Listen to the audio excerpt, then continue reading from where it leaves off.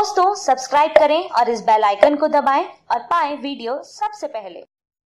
बेहतर तरीके से कर्तव्य का निर्वहन करने वाले कर्मवीरों का अक्सर लोग चर्चा करते हैं।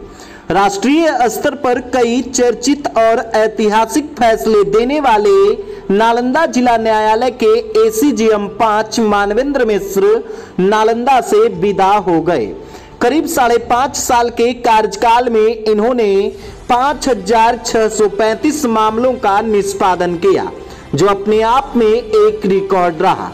तबादले के बाद भी इनके कई फैसलों की चर्चा हो रही है। वकील से लेकर आम लोग चर्चा कर रहे हैं।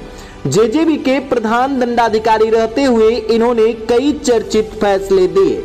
कुछ धाराओं का तो पूरे राज्य में पहली बार उपयोग किया गया। कुछ फैसले न सिर्फ राष्ट्रीय स्तर पर चर्चा का विषय बना, बल्कि दंड देने का सिद्धांत भी बदल दिया। किशोर आरोपियों को सुधारात्मक दंड देना इनकी पहली प्राथमिकता रही। बरी हुआ कई किशोर आज सरकारी या प्राइवेट जॉब कर रहा है और कुछ किशोर स्वरोजगार से भी जुड़ गया है।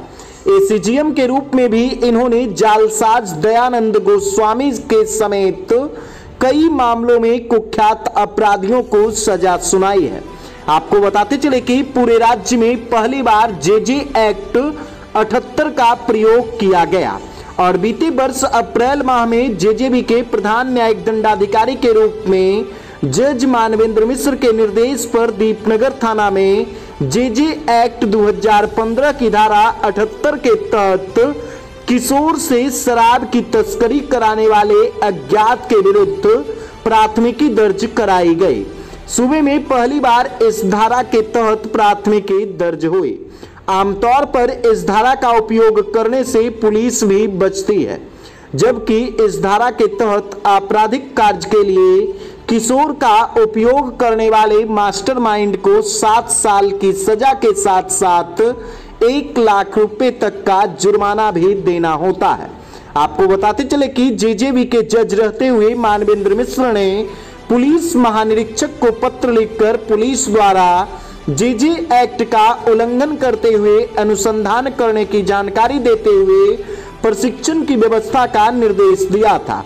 आईजी से सभी जिलों के एसपी को गाइडलाइन जारी कर जेजेबी एक्ट का पालन करने के निर्देश दिए थे। प्रशिक्षण को लेकर भी गाइडलाइन जारी किया गया था।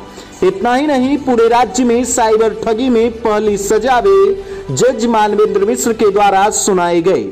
जज मानवेंद्र मिश्र ने साइबर ठगी में आरोपी किशोर को दोषी ठहराते हुए 3 साल की सजा सुनाई थी। जेजेबी के जज के रूप में उनके द्वारा पूरे राज्य में पहली बार साइबर ठगी के मामले में किसी अपराधी को सजा सुनाई गई थी। रुपये एवं एटीएम की बरामदगी और धोखाधड़ी जैसे आरोप में यह सजा सुनाई गई। साइबर ठगी के मामले में गिरफ्तारी तो होते रहती है, लेकिन पहली सजा जेजेबी बिहार शरीफ के द्वारा सुनाई गई। बाल व किशोर अपराधियों से संबंधित मामलों के निपटारे के लिए पटना हाईकोर्ट के निर्देश पर पहली बार सूबे के सभी जिलों में जेजेबी की विशेष बैठक बुलाई गई थी। इस पहली विशेष बैठक में जज मानवेंद्र मिश्र ने 180 मामलों का निपटारा कर राज्य में अव्वल रहे। इसमें 126 मामले गंभीर प्रकृति के थे, जिसका भी निपटारा किया गया। इतना ही नहीं, जज मानवेंद्र मिश्र ने व्यक्तिगत रूप से प्रयास करते हुए बिहार शरीफ में पूरे राज्य का पहला चाइल्ड फ्रेंडली थाना की शुरुआत कराई। इन्होंने खुद अपनी देखरेख में 2 कमरे के थाने को प्ले स्कूल का लुक दिया। यह थाना दूसरे जिलों के लिए नजीर बना और लोगों के दिलों में अपनी जगह बनाई। इतना ही नहीं, इन्होंने कई ऐतिहासिक फैसले दिए, जिस फैसलों से दंड देने का सिद्धांत ही इन्होंने बदल दिया। और पहला मामला मिठाई चोरी के आरोपी बच्चे को जेजेबी जज रहते हुए मानवेंद्र मिश्र ने बरी कर दिया। इनकी टिप्पणी माखन चोरी बाल लीला तो मिठाई चोरी अपराध कैसे पूरे देश भर के मीडिया में सुर्खी बनी रही। यही नहीं, इन्होंने आरोपी बच्चे का पुनर्वास भी कराया। जबकि दूसरा मामला 3 जिंदगी बर्बाद होने से बचाने के लिए नाबालिग माता पिता के गुनाहों को जेजेबी में रहते हुए माफ कर दिया और यह भी फैसला ऐतिहासिक फैसला बना। नाबालिग लड़की को भगाकर शादी करने और शारीरिक संबंध बनाने के आरोपी किशोर के खिलाफ पर्याप्त साक्ष्य थे। किशोर के पिता ने प्राथमिकी भी दर्ज कराया था, जबकि नाबालिग दंपत्ति को 4 माह का संतान था, लेकिन जज मानवेंद्र मिश्र ने मानवीय और सामाजिक पहलू को तरजीह देते हुए पिता को दोषमुक्त करते हुए नाबालिग पति पत्नी को साथ रहने का फैसला सुनाया, ताकि उनके 4 माह के नवजात शिशु का पालन पोषण और संरक्षण प्रभावित न हो सके। फैसले में कहा गया कि सजा देने से एक साथ 3 नाबालिग जिंदगियां प्रभावित हो सकती है।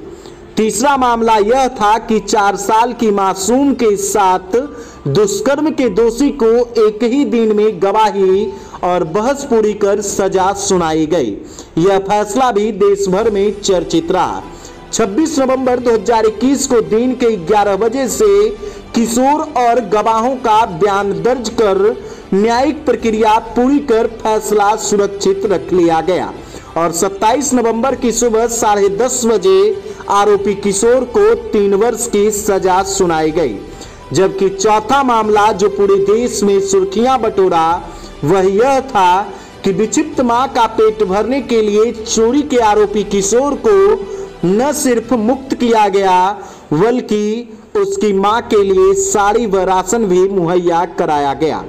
मामला लॉकडाउन के दौरान का है और इसी दौरान इन्होंने यह फैसला दिया।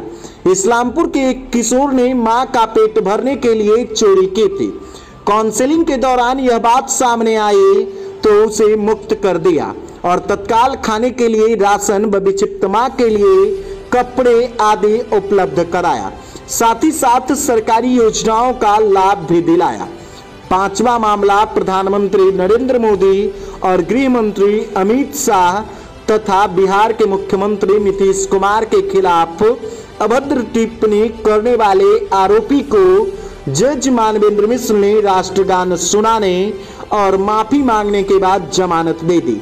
उक्त किशोर का मोहल्ले के ही असामाजिक तत्वों ने सीएए और एनआरसी के विरोध में बरगला कर वीडियो बनाया था और उसे वायरल कर दिया था, लेकिन उसे भी जज मानवेंद्र मिश्र ने रिहा कर दिया।